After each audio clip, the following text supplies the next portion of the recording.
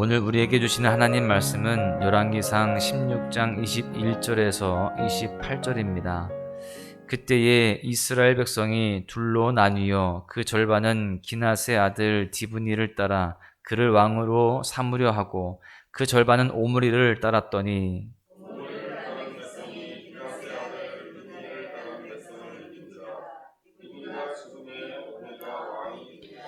유다의 아사왕 제31년에 오므리가 이스라엘의 왕이 되어 12년 동안 왕위에 있으며 디르사에서 6년 동안 다스리니라.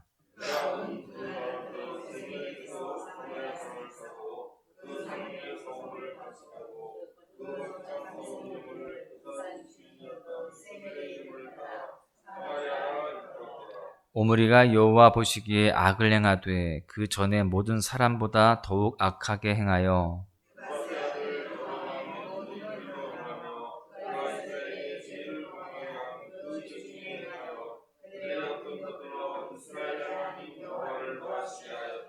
오므리가 행한 그 남은 사적과 그가 부린 권세는 이스라엘 왕 역대지략에 기록되지 아니하였느냐. 오므리가 그의 조상들과 함께 잠에 사마리아에 장사되고 그의 아들 아합이 대신하여 왕이 되니라. 아멘. 사람은 인정받는 것을 굉장히 좋아합니다. 심리학자 메슬로는 인간의 기본적 욕구 중 가장 높은 단계는 인정받고자 하는 욕구다라고 말을 하였습니다. 사람은 타인에게 인정받으면서 자신의 존재 가치를 확인하려고 한다라는 것입니다. 그래서 세상 사람들은 세상으로부터 인정받으려고 합니다. 사람들로부터 인정받으려고 온갖 수단과 방법을 동원한다라는 것이죠. 여러분, 그렇다면 하나님의 백성들은 누구에게 인정을 받아야 될까요? 누구에게 인정받기 위해서 몸부림쳐야 될까요? 바로 우리를 창조하신 하나님, 우리를 구원하신 하나님께 인정받아야 할 줄로 믿습니다. 이런 예화가 있어요. 하루의 전투가 끝나고 나서 지휘관이 그날의 전투 상황에 대해서 장교들과 함께 평가를 하고 있었습니다. 그때 지휘관이 어느 군인이 그날 가장 탁월한 군인이었는지 자신들의 생각들을 이야기해보라고 하였습니다. 그때 한 장교가 가장 탁월한 군인은 오늘 용감하게 싸우다가 전사한 군인입니다 라고 이야기했어요. 다른 장교들도 이런 군인 저런 군인 자기 나름대로의 의견들을 제시했습니다. 그런데 지휘관은 다 틀렸다고 이야기해요. 그러면서 이렇게 말합니다. 오늘 전장에서 가장 탁월한 군인은 적을 죽이려고 칼을 들어 막 내리치려는 순간 퇴각 나팔 소리를 듣고 적을 치지 않고 후퇴한 군인입니다. 지휘관의 명령에 복종한 것이 오늘 가장 고귀한 일인 것입니다. 여러분, 명령에 따라 후퇴한 그 군인의 행동이 지휘관에게 가장 탁월한 행동이었다라고 그렇게 인정을 받은 것입니다. 지휘관에게 인정받은 군인은 인정 자체만으로도 기쁘겠지만 이후로도 지휘관이 중요한 보직을 결정할 때 우선적으로 생각하는 사람이 되었을 것입니다. 여러분은 어떻습니까? 여러분은 하나님께 인정받는 사람입니까? 사실 나는 하나님께 인정받고 있는 삶을 살고 있어 라고 자신 있게 이야기할 수 있는 사람들은 많지 않습니다. 이 질문에 대답하기 어렵다면 질문을 이렇게 바꿔보고 싶어요. 여러분은 하나님께 인정받고 싶으십니까? 그렇다면 하나님께서 인정하는 사람은 어떤 사람일까요? 하나님께 인정받는 삶을 살기 위해서 우리에게 무엇이 필요할까요? 첫 번째는 하나님은 말씀을 잘 지켜 행하는 사람을 인정하십니다.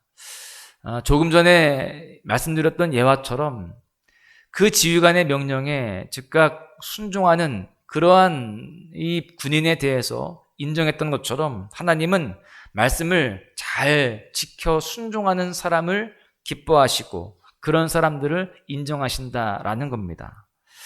본문의 시므리는 바하사 왕조의 마지막 왕 엘라를 제거하고 왕위에 오르게 됩니다. 그런데 오므리가 군사들을 데리고 그렇게 쳐들어왔다라는 소식을 듣고 자결하게 되죠. 그 이후에 이스라엘 백성들은 둘로 나뉘어서 절반은 디므리를 따르고요, 절반은 오므리를 따르게 됩니다. 그런데 오므리가 5년간의 내란을 종식시키고 공식적으로 북이스라엘의 6대 왕으로 즉위하게 됩니다. 그렇게 오므리가 전국을 주도하면서 디르사에서 6년 동안 치리하게 돼요. 그리고 수도를 사마리아로 옮겼다라고 띄고 있습니다. 여러분, 그런데요, 이 과정 속에서 하나님의 법을 어기는 모습을 발견하게 됩니다. 본문 24절을 보십시오. 그가 은 2달란트로 세멜에게서 사마리아 산을 사고 그 산 위에 성읍을 건축하고 그 건축한 성읍 이름을 그 산 주인이었던 세멜의 이름을 따라 사마리아라 일컬었더라. 여러분, 겉으로 볼 때 별 문제가 없어 보입니다. 수도를 옮기기 위해서 토지를 매입한 것이 무슨 문제가 될까, 이런 의문을 갖게 되죠. 그런데 산을 매입한 것이 율법에 위반되는 행동이었다라는 것입니다.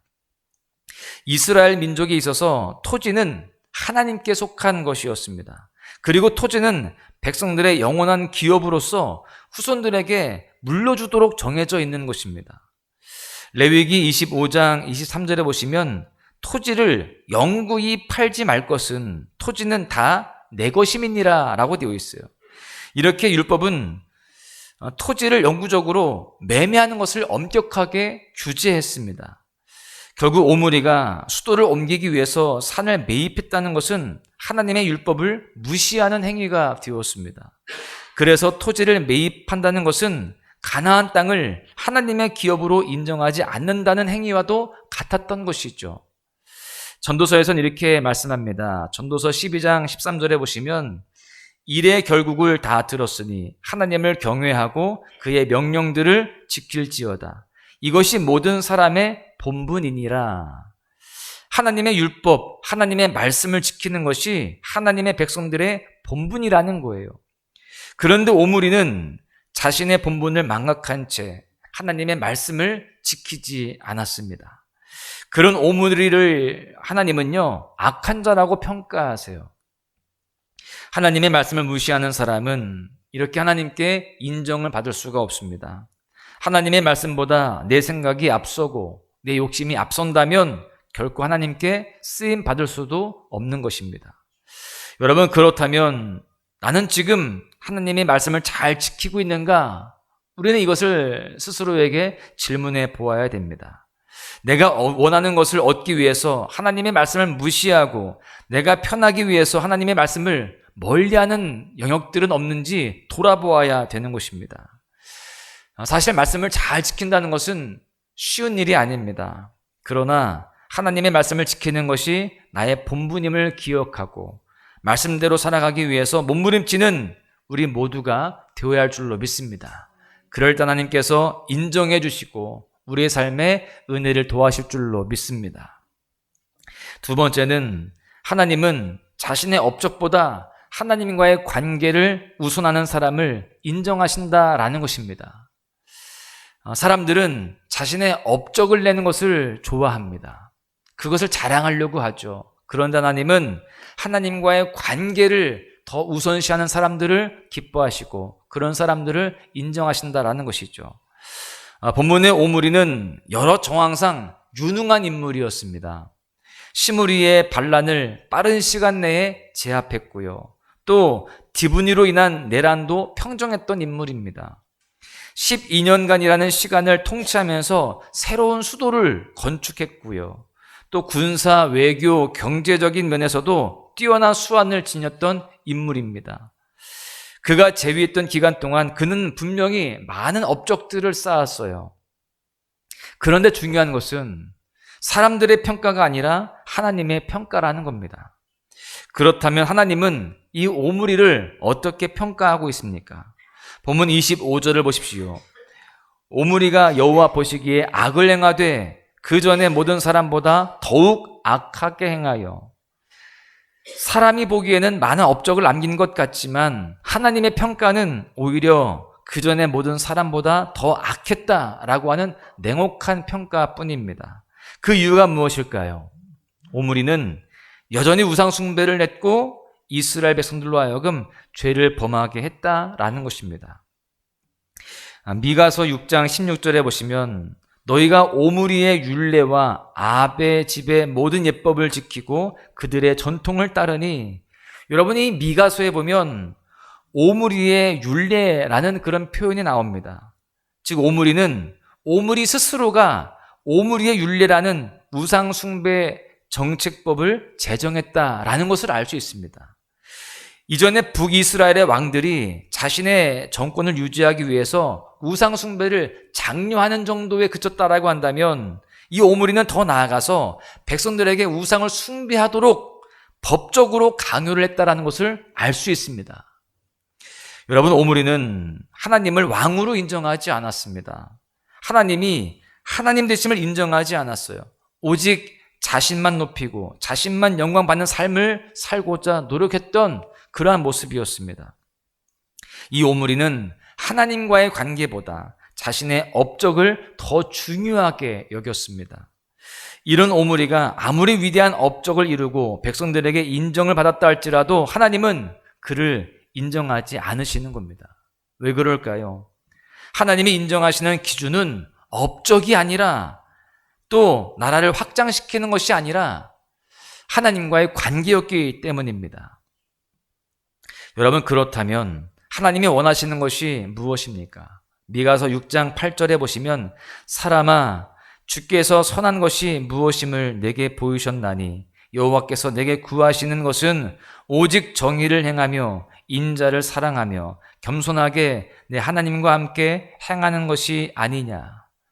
하나님께서 원하시는 것은 하나님과의 바른 관계라는 것입니다.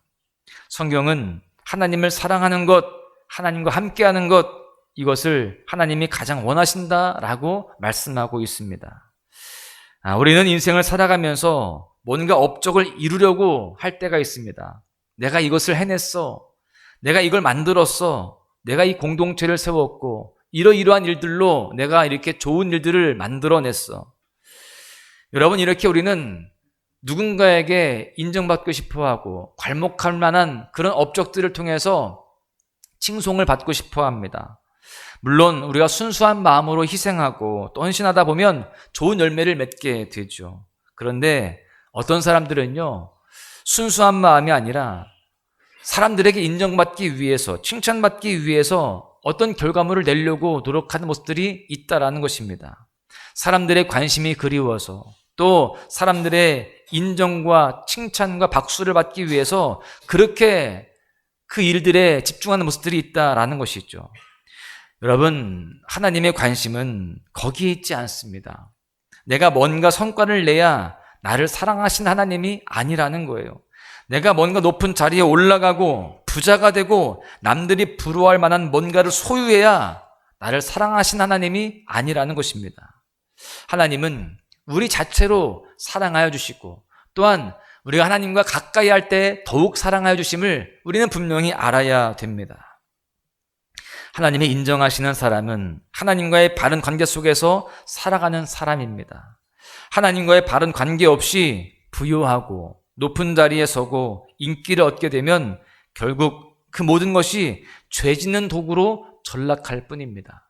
하나님 없는 높아짐과 하나님 없는 인정과 하나님 없는 그러한 모든 것들은, 그것이 오히려 나를 죄 가운데 몰아가게 하는 죄의 도구가 되게 된다라는 거예요.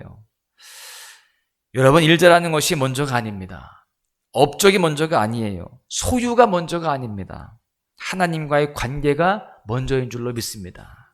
그래서 우리는 이 시간도 하나님과의 관계를 먼저 하기 위해서 하루의 첫 시간을 이렇게 주님께 드리며 소망의 묵상으로 하나님 앞에 말씀으로 나아가는 것인 줄로 믿습니다. 우리 모두가 오늘도 온갖 세상의 것들을 뒤로하고 하나님 앞에 먼저 나아가서 바른 관계를 회복함으로 하나님께 인정받아야 할 줄로 믿습니다. 결론의 말씀을 드립니다. 많은 사람들이 인정에 굶주려 있습니다. 내가 하는 일에 대해서 인정받기를 원하고 나의 섬김에 대해서 인정받기를 원하고 있습니다. 물론 주변 사람들의 인정과 격려가 필요할 때가 있어요.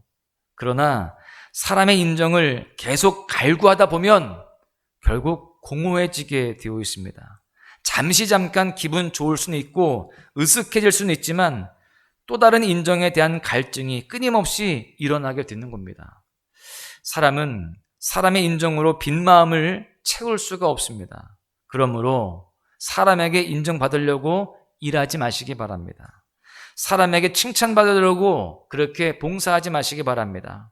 하나님의 백성은 하나님께 인정받는 삶을 살아가야 됩니다. 하나님께 인정받는 사람은 세상의 것으로 만족하려고 하지 않습니다. 세상의 것들이 부럽지도 않습니다. 하나님께 인정받으면 하나님께서 책임져 주심을 믿고 하나님만으로 만족하며 하나님 한 분만으로 그렇게 족한 인생이 되게 되는 것입니다.